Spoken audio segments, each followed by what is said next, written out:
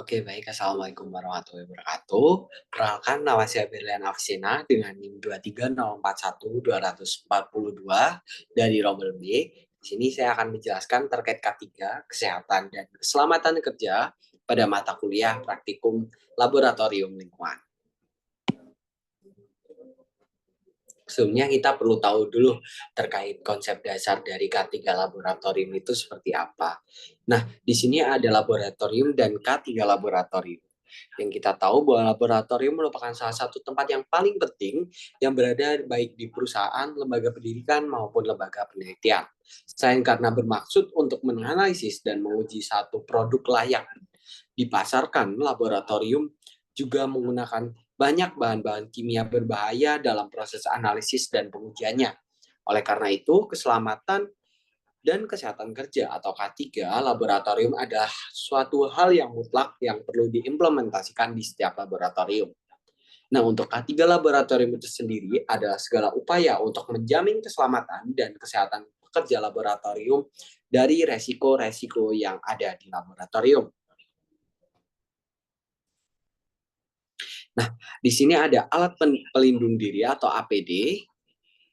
Untuk APD itu sendiri yang paling basic adalah yang pertama ya, jas laboratorium yang digunakan untuk melindungi diri kita pada saat berada di laboratorium, baik itu zat berbahaya ataupun alat berbahaya. Mulai dari ada topi untuk melindungi kepala, ada kacamata, masker, sarung tangan, baju ataupun rompi, dan juga ada sepatu boot. Nah, semua komponen-komponen ini pasti dimaksud agar melindungi para pekerja itu sendiri dari bahaya-bahaya yang terjadi di laboratorium. Kita tidak tahu akankah kita aman selama melakukan percobaan ataupun ada hal-hal yang tidak kita inginkan, maka dari itu sebelum kita memulai pastinya kita harus mempersiapkan diri agar hal-hal tersebut bisa kita minimalisir. Misalnya ada alat-alat yang bisa kita gunakan. Yang pertama yaitu ada tabung reaksi yang digunakan untuk mencampur, memanaskan atau mereaksikan bahan kimia dalam jumlah kecil. Misalnya ada beaker yaitu untuk mengukur, mencampur dan memanaskan larutan. Misalnya ada elementer yaitu untuk mencampur dan memanaskan cairan dengan mengurangi resiko tumpahan dan penguapan. Misalnya ada pipet untuk mengukur dan memindahkan cairan dalam volume kecil dengan presisi yang lebih tinggi. Selanjutnya ada termometer untuk mengukur suhu zat atau lingkungan laboratorium. Ada cawan Petri untuk mengukur mikroorganisme dalam eksperimen biologi. Ada corong untuk memindahkan cairan atau melakukan filtrasi. Dan ada buret untuk mengukur volume cairan secara presisi terutama dalam filtrasi. Selanjutnya ada statif dan klem yang untuk menahan alat laboratorium agar stabil selama percobaan. Ada kaki 3 dan kawat kasa untuk menyangga wadah pada saat dimanaskan untuk didistribusi panas merata.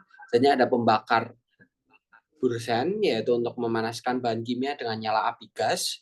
Selanjutnya ada mortar dan alu untuk menghaluskan atau menghancurkan bahan padat. Jadi ada 3 lagi. Yang pertama ada neraca analitik untuk mengukur massa zat dengan akurasi tinggi. Ada rak tabung reaksi untuk meletakkan tabung reaksi secara rapi, dan juga ada penjepit kayu untuk menjepit alat sehingga tidak langsung terkena dengan tangan. Nah, di sini ada simbol-simbol di K3 laboratorium. Pastinya simbol-simbol ini sangat penting yang kita perlu tahu dalam melakukan kegiatan penelitian atau percobaan di dalam laboratorium. Yaitu ada iritasi dan berbahaya yang memiliki lambang yang cukup mirip, yaitu ada X yang membedakan, yaitu untuk iritasi ada XI dan XI, dan yang berbahaya ada XN. Nah, di sini memiliki definisi yang cukup berbeda dan juga ada pencegahannya yang perlu kita perhatikan. Misalnya ada beracun dan sangat beracun. Nah, ini beracun dan sangat beracun dibedakan untuk tingkatannya. Yang sangat beracun memang dia lebih beracun dibandingkan yang beracun biasanya, sehingga untuk lambangnya ditambahkan dengan lambang T+. Sebenarnya ada korosif dan radioaktif yang dilambangkan dengan C- dan R, dan juga ada mudah meledak dan mudah terbakar yang dilambangkan dengan E dan F. Selanjutnya ada mudah teroksidasi yang dilambangkan dengan O, dan berbahaya bagi lingkungan yang dilambangkan dengan N. Pastinya setiap lambang-lambang simbol di K3 laboratorium itu penting untuk kita pelajari, terutama pada saat kita akan melakukan sebuah eksperimen atau kegiatan di laboratorium itu sendiri. Kita perlu setiap barang ataupun benda-benda yang di dalamnya terdapat zat-zat ataupun padatan ataupun serbuk, itu kita pasti harus tahu barang itu apa dan itu sifatnya bagaimana, yang salah satunya kita ketahui dengan simbol-simbol itu. Sehingga pada saat kita akan melakukan eksperimen, kita pastinya akan lebih berhati-hati karena kita secara tidak langsung kita sedikit lebih mengetahui dari simbol-simbol yang sudah kita pelajari. Sebenarnya ada potensi bahaya, di sini ada 5. Yang pertama ada fisik, kimia, dan biologi. Nah, untuk ketiga hal ini kita bedakan sesuai dengan karakteristiknya. Yang pertama yaitu dari fisik, yaitu ada bising, getaran, pencahayaan, radiasi, layar komputer, dan elektrik. Nah, untuk fisik ini memang cenderung lebih kepada alatnya, yaitu potensi-potensi bahaya dari alat yang berada di laboratorium, sehingga berdampak pada peneliti yang berada di laboratorium. Selanjutnya ada kimia, yaitu ada partikel debu, cairan, disinfektan, uap, vapor, atau mist. Yaitu ini lebih kepada bahan-bahan kimia yang akan kita gunakan atau akan kita reaksikan satu dan yang lainnya, sehingga ini menimbulkan potensi-potensi bahaya. Selanjutnya yaitu ada potensi bahaya biologi, atau lebih kepada mikroorganisme seperti virus, bakteri, jamur, atau vektor, yang ini bahayanya lebih kepada biologi ataupun sifat-sifat yang ada di biologi, sehingga berbeda dengan yang fisik maupun yang kimia. Selanjutnya yaitu ada ergonomi yang lebih kepada posisi kerja tidak netral, gerakan berulang, kelebihan beban, dan lain-lain. Nah, ini lebih kepada mungkin personal ataupun dari peneliti itu tersebut. Dan yang terakhir ada psikososial, yaitu konflik antarkan kerja, stres kerja, shift beban kerja, dan karir yang mungkin potensi bahaya ini disebabkan karena aktivitas sosial antara peneliti yang berada di laboratorium. Selanjutnya ada upaya-upaya pencegahan. Yang pertama yang sudah saya jelaskan tadi, yaitu memakai alat pelindung diri guna sebagai pelindung pertama ataupun tameng pertama dari peneliti yang kita tidak tahu bahaya apa saja yang sedang menanti kita di laboratorium. Misalnya ada mencuci tangan sebelum beraktivitas, dan ini mungkin lebih spesifik mencuci tangan sebelum dan setelah berkegiatan di dalam laboratorium. Mungkin untuk sebelum melakukan kegiatan laboratorium, ini dimaksudkan agar tidak ada hal-hal yang menempel pada tangan kita yang tadinya berada di luar laboratorium, namun kita masukkan ke dalam laboratorium yang kita tidak tahu apakah hal tersebut akan memicu reaksi ataupun potensi bahaya yang lain. Nah, untuk setelah melakukan kegiatan, kita perlu lagi membersihkan diri. Salah satu bentuknya yaitu mencuci tangan, karena kembali lagi yang tadi kita balikan, jika kita berada di laboratorium, kita tidak tahu hal-hal apa saja yang mungkin akan ikut di dalam tubuh kita, sehingga hal tersebut akan berpotensi untuk menjadi bahaya ketika berada di luar laboratorium. Jadi ada memperhatikan peraturan dan tanda peringatan seperti yang sudah saya jelaskan tadi, ada simbol, terus juga ada mungkin nanti ada label ataupun keterangan-keterangan yang lain yang perlu kita perhatikan, sehingga hal tersebut itu bisa kita cegah dari bahaya-bahaya yang akan menimpa kita. Dan juga dengan kita memperhatikan peraturan dan tanda peringatan, pastinya kita akan secara langsung berhati-hati terkait kita bagaimana akan mencampurkan hal-hal ataupun kita akan bermobilisasi di laboratorium-laboratorium.